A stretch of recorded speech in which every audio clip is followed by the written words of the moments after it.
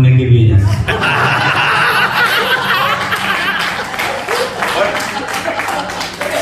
अब एक शब्द में कैसे अर्थ बदल जाता है जी उस पे एक कविता। स्वागत। कविता का शीर्षक है रिश्ता। कवियत्री हैं दीप्ति मिश्र जी। क्या बात, बहुत बढ़िया।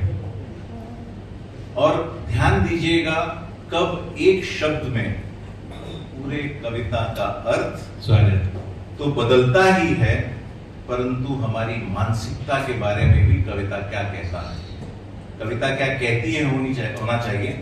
मगर यहां इसलिए बोल रहा हूं क्योंकि आप समझ जाएंगे जब मैं आगे बोलूंगा। एक थी स्त्री, एक था पुरुष। एक थी स्त्री, एक था पुरुष, दोनों में कोई रिश्ता न था, फिर भी दोनों साथ रहते थे। एक थी स्त्री, एक था पुरुष, दोनों में कोई रिश्ता न था, फिर भी दोनों साथ रहते थे। दोनों एक दूसरे से बेइंतहा मोहब्बत करते थे, तन मन धन से। दोनों में नहीं निभी, दोनों में नहीं निभी, दोनों अलग हो गए। फिर किसी ने स्त्री से पूछा, वो पुरुष तुम्हारा कौन था? किसी ने स्त्री से पूछा, वो पुरुष तुम्हारा कौन था?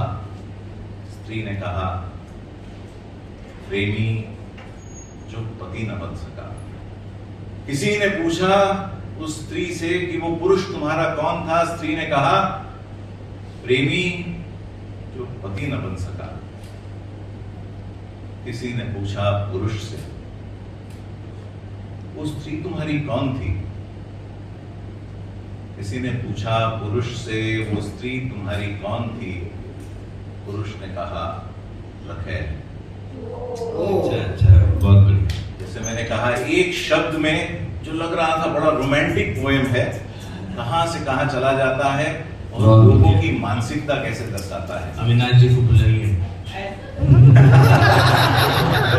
अब स्त्री पे आपने बोल दिया, पुरुष पे ये बोले। बुरा हो गया शक्ति। अच्छा, आपने पॉज बहुत लंबा खींच लिया। आइए, जब एक बात चलिए तो मैं आपको एक छोटी सी लघु कथा सुनाता हूँ, क्योंकि संदर्भ छेड़ दिया धर्मेंद्र जी ने। और ये एक अखिल भारतीय प्रतियोगिता हुई थी, उसमें कथा प्रथम आई थी। इसका शीर्षक है स्त्री। बहुत छोटी सी कथा है। स्त्री। संसार की सबसे पहले स्त्री ने संसार के सबसे पहले पुरुष की ओर देखा।